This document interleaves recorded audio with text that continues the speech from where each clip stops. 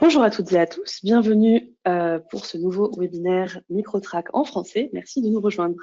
Je suis Audrey, coordinatrice marketing de Microtrack et notre présentateur du jour est Gabriel Picot, ingénieur technico-commercial France. Gabriel va vous présenter Maîtriser l'analyse colloïdale avec le duo Nanotrack Flex et Stabino Zeta, deux instruments de DLS de Microtrack. Je vous donne quelques informations utiles avant de commencer. Pendant toute la durée du webinaire, vous pouvez utiliser le chat pour poser vos questions. Gabriel y répondra à la fin de sa présentation. Dans la section documents à télécharger, vous trouverez la brochure du duo ainsi que deux notes d'application dédiées que vous pouvez télécharger à tout moment de la présentation. Et enfin, en quittant le webinaire, vous aurez une petite fenêtre qui s'ouvrira. C'est un questionnaire de 5 questions pour nous donner vos retours sur le contenu présenté aujourd'hui et nous notifier si vous souhaitez être recontacté par nos équipes pour plus d'informations ou une analyse d'échantillons. Donc n'hésitez pas à prendre 1 minute pour y répondre. C'est tout pour moi. Je laisse maintenant la parole à Gabriel. Oui, bonjour à toutes et à tous. Merci Audrey pour cette introduction. Donc voilà, ce webinaire qui va durer, je pense à peu près un peu plus de 30 minutes, va donc aborder effectivement nos deux instruments, donc deux potentiels zeta, donc le Stabino Zeta et de DLS, le Nanotrack Flex.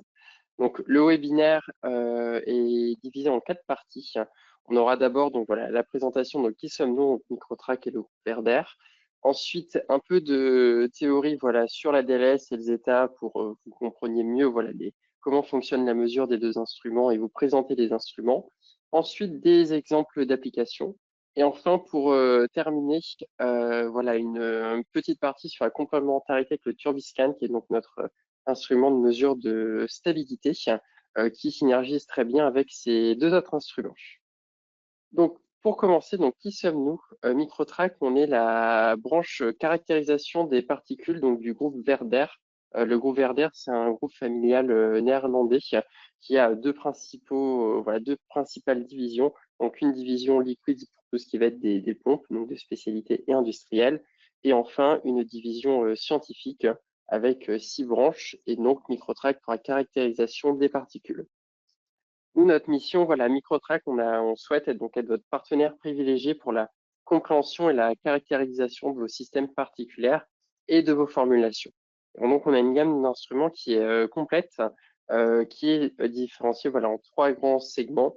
Un premier segment qui va être la caractérisation de matériaux, notamment de la surface spécifique, taille de pore, catalyse et densité. Donc, des instruments notamment de BET ou des picnomètres.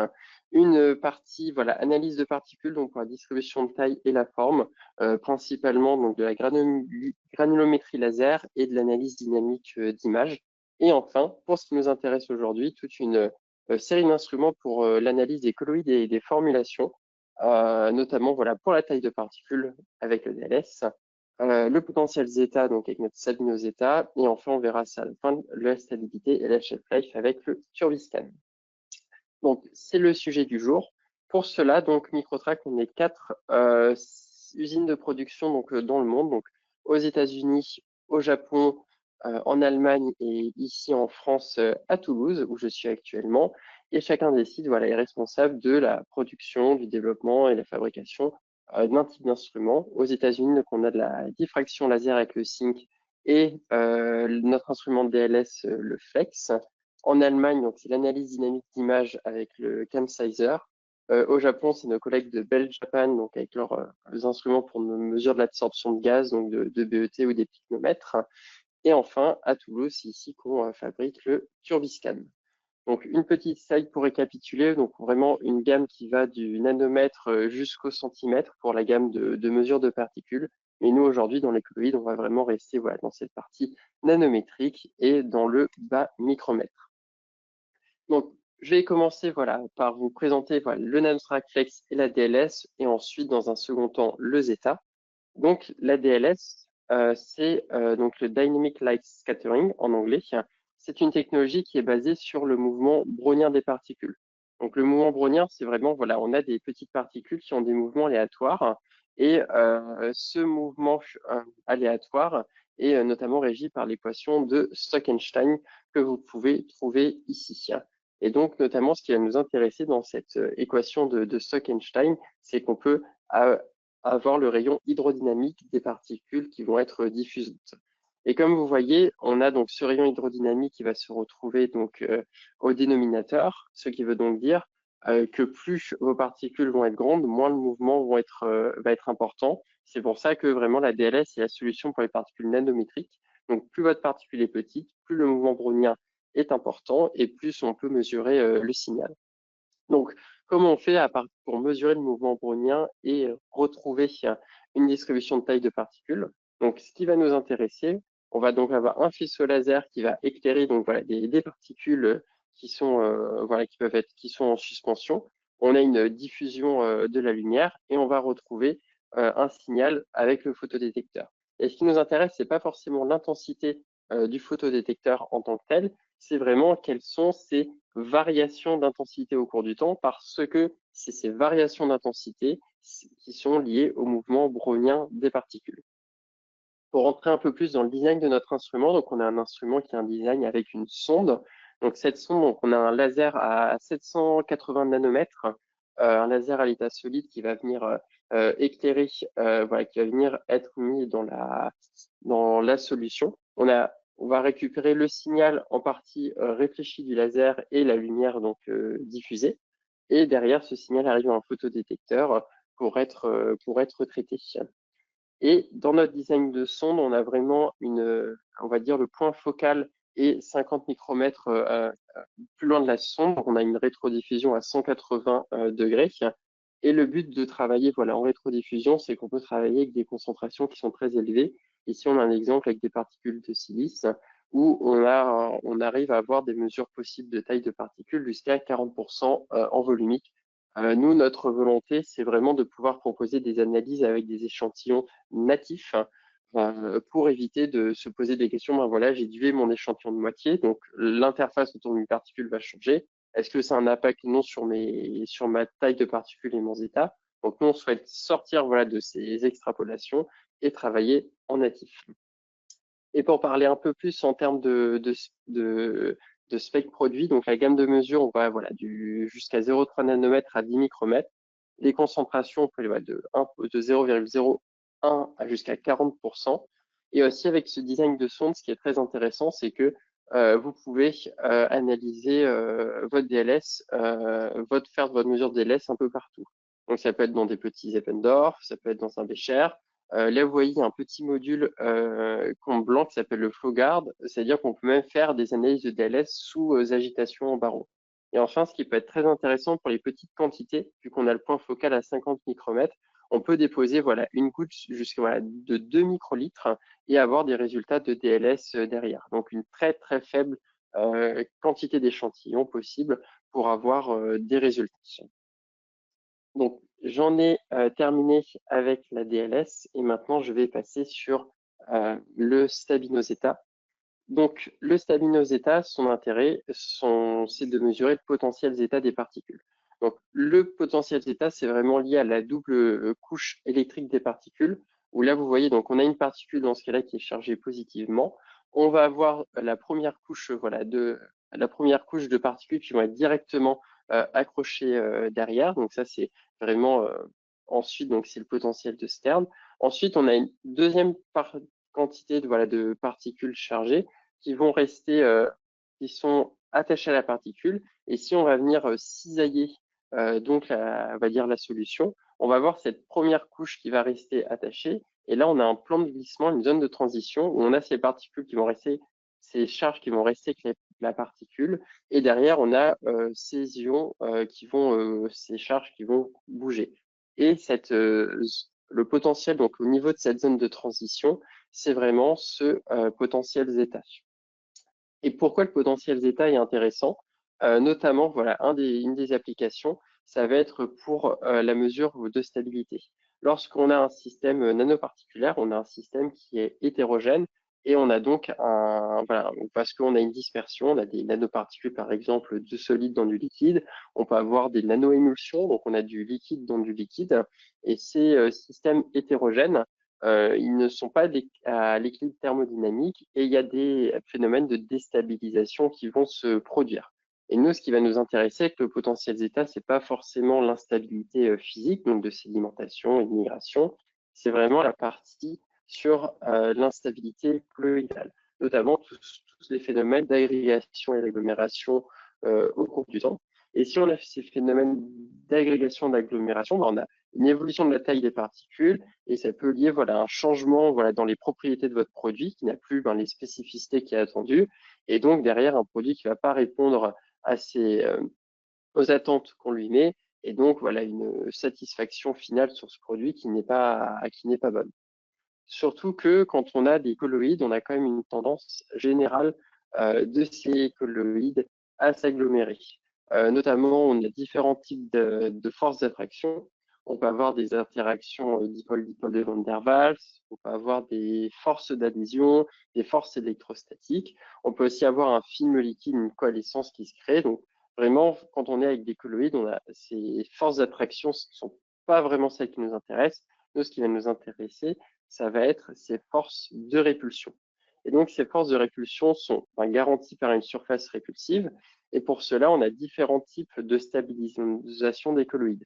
On peut avoir une stabilisation électrostatique. On va mettre des charges opposées pour venir séparer les particules entre elles. On peut avoir une stabilisation stérique et enfin une stabilisation électrostérique qui va combiner les deux.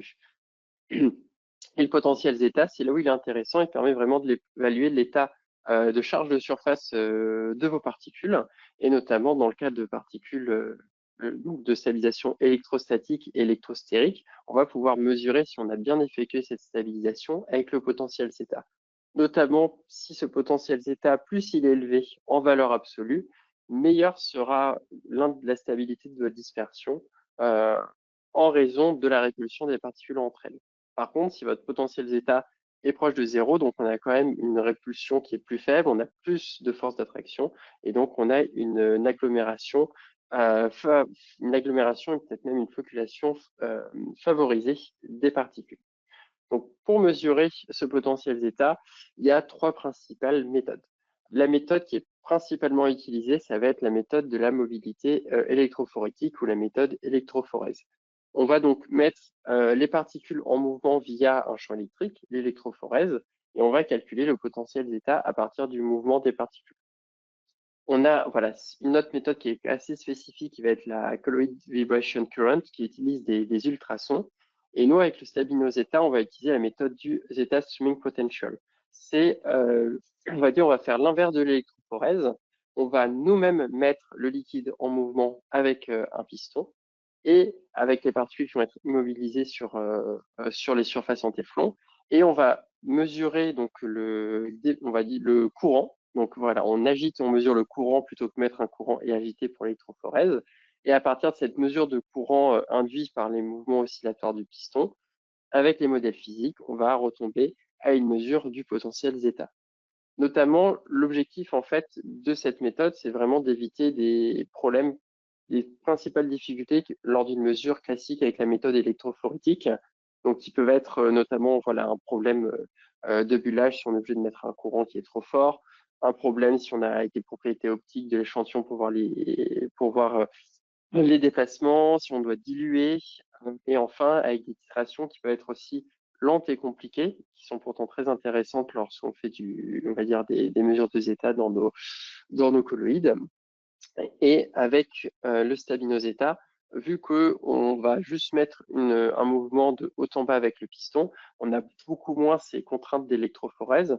Et nous, tout ce qui nous intéresse, c'est d'avoir un échantillon qui soit suffisamment liquide pour lorsque on va agiter le piston de haut en bas, qui va donc faire bouger ces nuages d'ions et donc accéder à ce plan de glissement dont je parlais auparavant. C'est vraiment cette viscosité qui est notre seule, on va dire, qui va juste être notre seule propriété, notre seul élément qui peut être bloquant, mais qui en général dans les colloïdes ne l'est pas forcément, et qui peut donc nous permettre de travailler avec des échantillons à l'état natif beaucoup plus souvent qu'avec la méthode électrophorétique.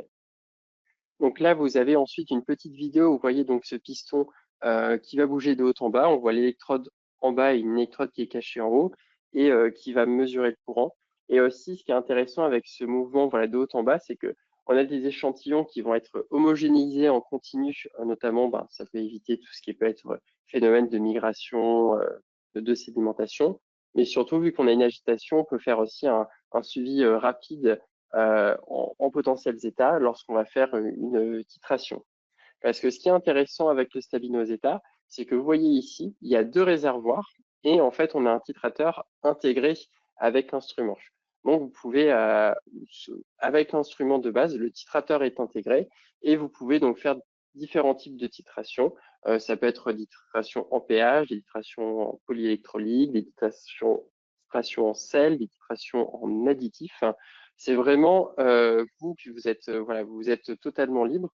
Et on a une mesure vraiment en continu, des titrations qui peuvent se faire de quelques minutes jusqu'à une trentaine de minutes. Et en plus donc du potentiel zeta, nous avons aussi dans l'instrument la mesure du pH, de la température, de la conductivité et du streaming potential. Et ce qui est intéressant, c'est que on va pouvoir combiner ces 2 instruments, donc de zeta et de DLS, notamment avec cette sonde. On va simplement plonger la sonde de DLS dans la cellule de mesure du Stabino Zeta. Donc, ce qui fait c'est là donc l'intérêt du webinaire de ce duo Stabino et Flex.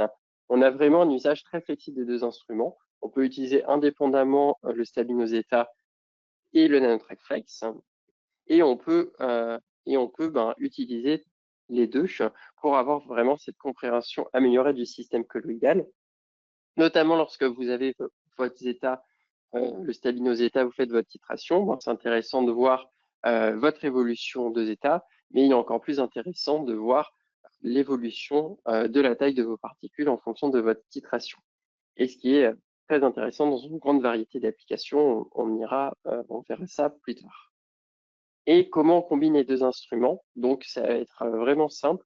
Donc, dans le logiciel de notre DLS, on va permettre le contrôle à distance. Et derrière, dans le logiciel du Stabino Zeta, on va pouvoir lancer nos mesures de zeta et on a toutes les informations qui vont être synchronisées entre les 2 logiciels. Et ce qui vous permet donc de contrôler à partir d'un seul logiciel les 2 instruments. Donc maintenant, on va rentrer donc un peu plus dans le détail avec des applications et des études de cas. La première application, c'est un peu pour faire le focus sur l'impact de la dilution sur des systèmes, notamment sur le zeta et sur la taille.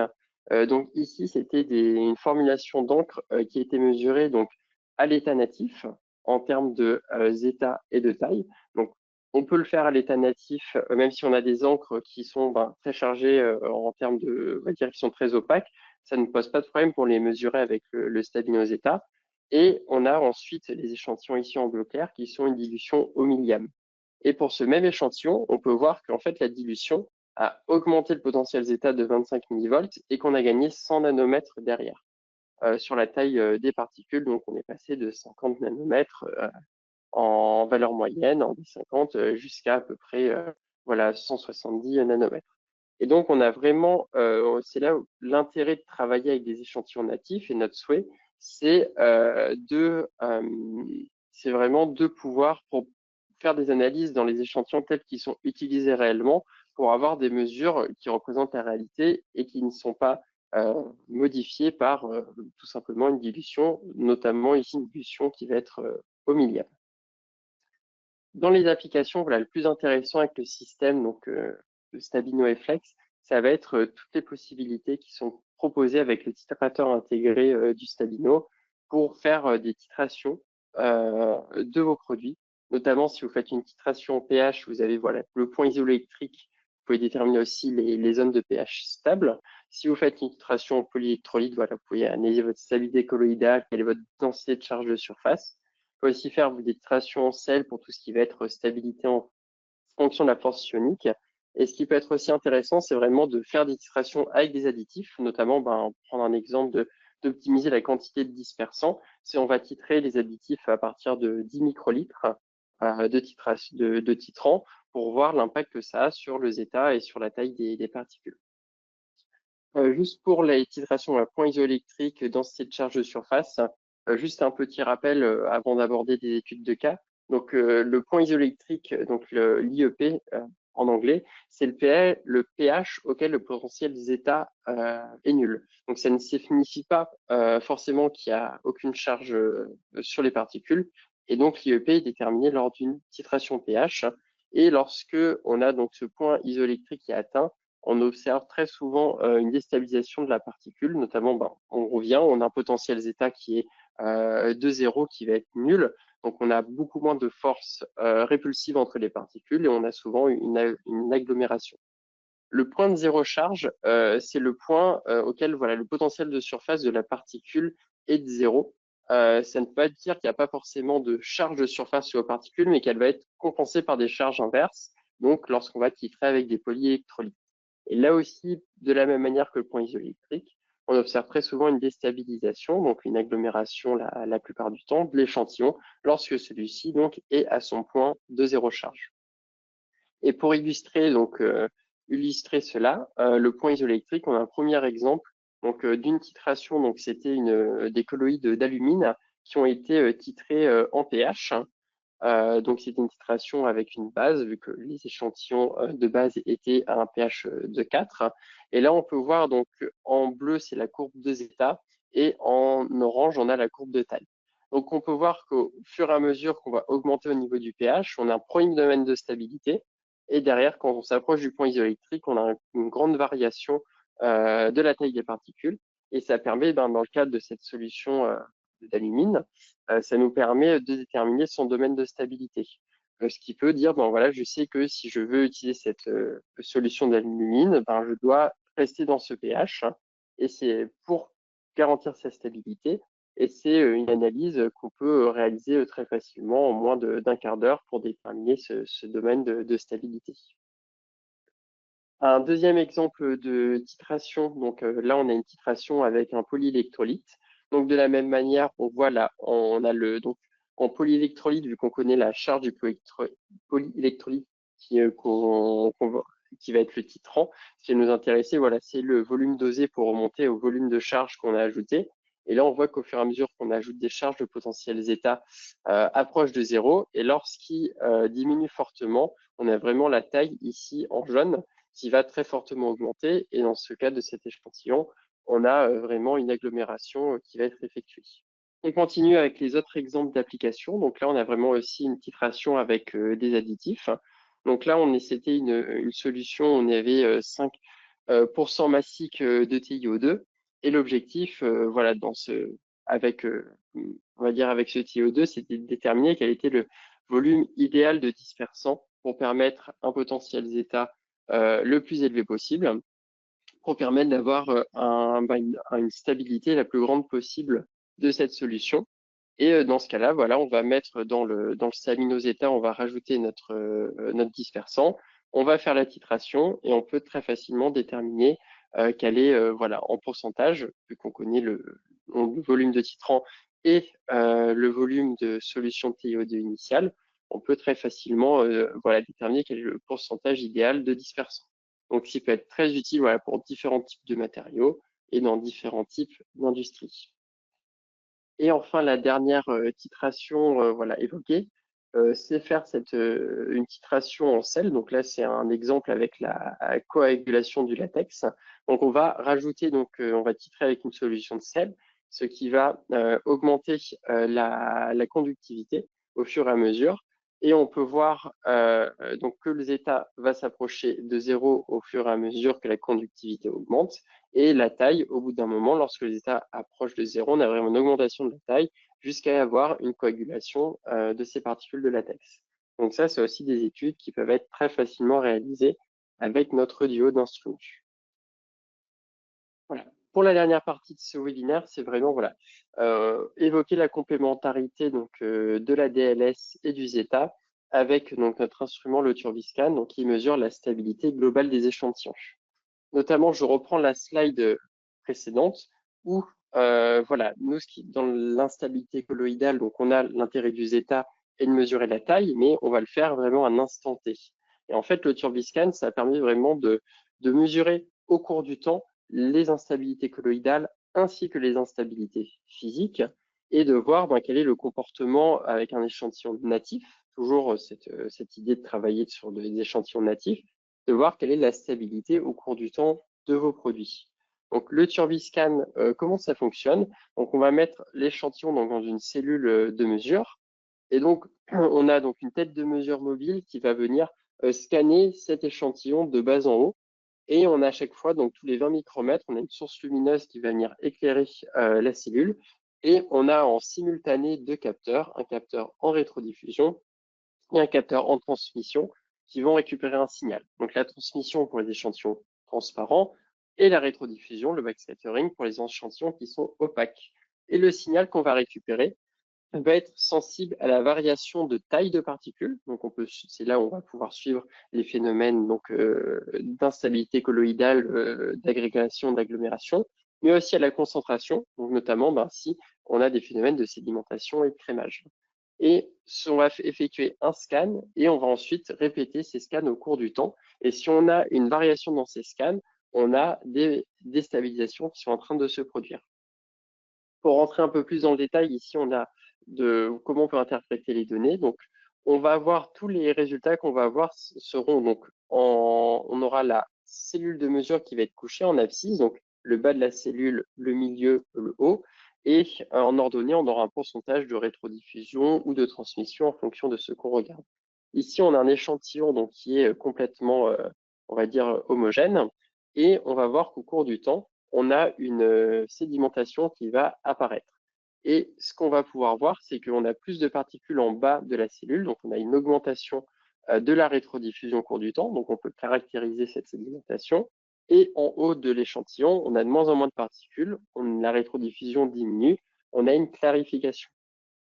Donc ça, c'est des phénomènes de migration, mais vous voyez dans cette slide qu'à partir d'un échantillon qui va être complètement homogène, on peut vérifier est-ce que lorsqu'on a optimisé le zeta, optimisé la taille des particules, est-ce qu'on n'a aucune variation, donc on a un échantillon qui va être stable où tous les scans sont superposés, ou est-ce qu'on a des instabilités qui peuvent être locales comme de la migration, du crémage, ou là on a une variation globale, on a vraiment, vous voyez, ces barres parallèles qui vont descendre au fur et à mesure, qui sont typiques d'un phénomène de coalescence et d'agrégation.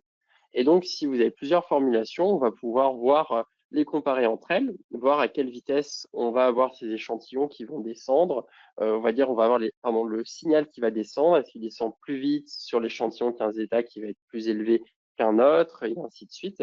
Et c'est vraiment une analyse complémentaire. On va optimiser sa formulation en termes de taille et de zeta, et derrière, on va voir son comportement réel avec le Turbiscan.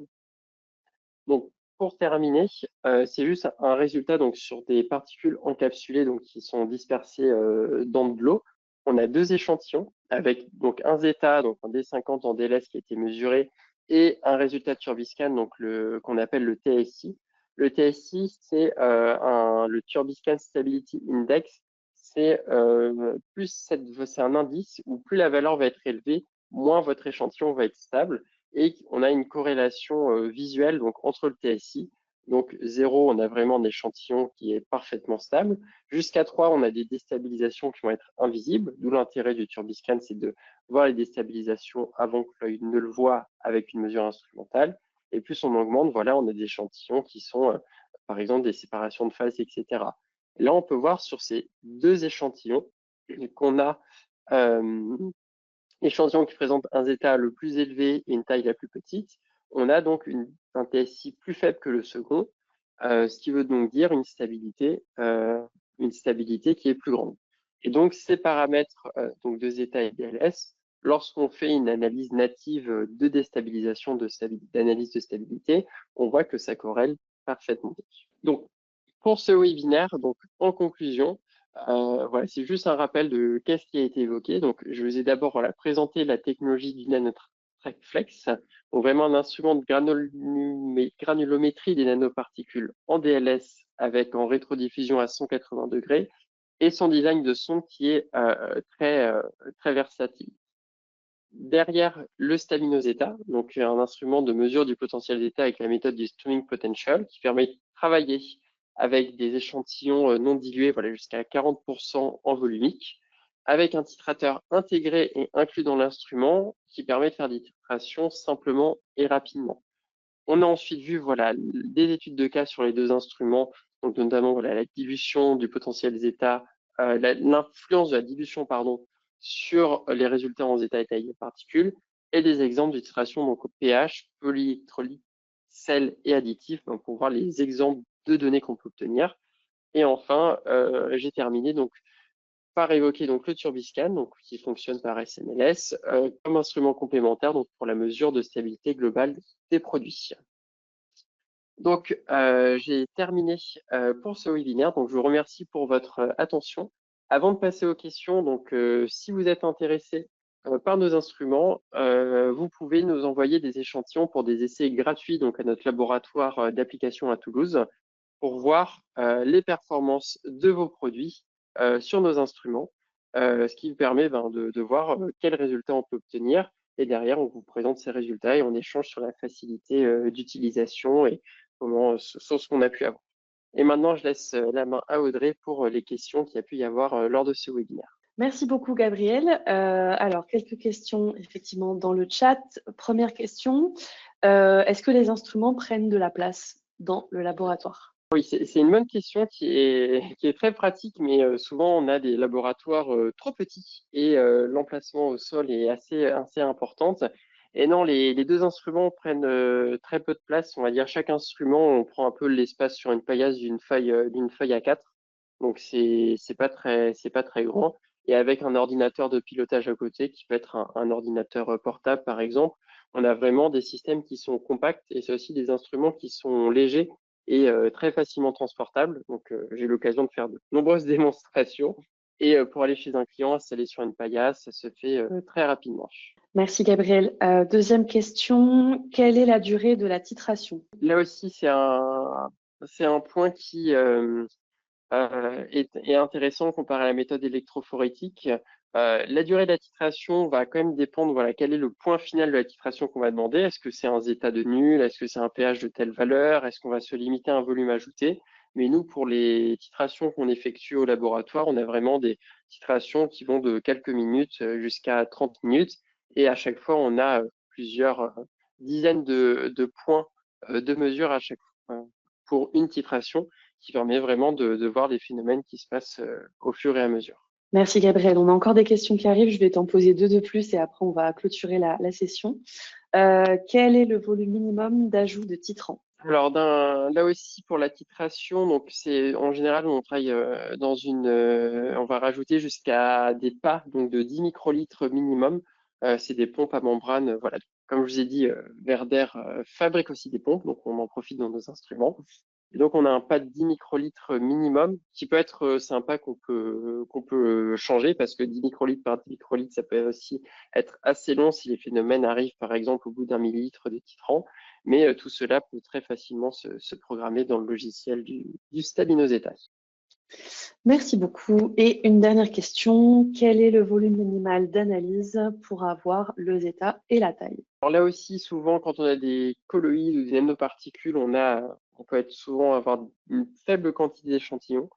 Donc, pour l'analyse de la DLS, vraiment en minimum, c'est 5 microlitres pour la taille. Donc, c'est vrai, même 2 microlitres, c'est une petite goutte qu'on va mettre sur la sonde qu'on aura retournée. Et pour le zeta, donc, on a une cellule de mesure de 500 microlitres qui permet de travailler avec une quantité relativement faible.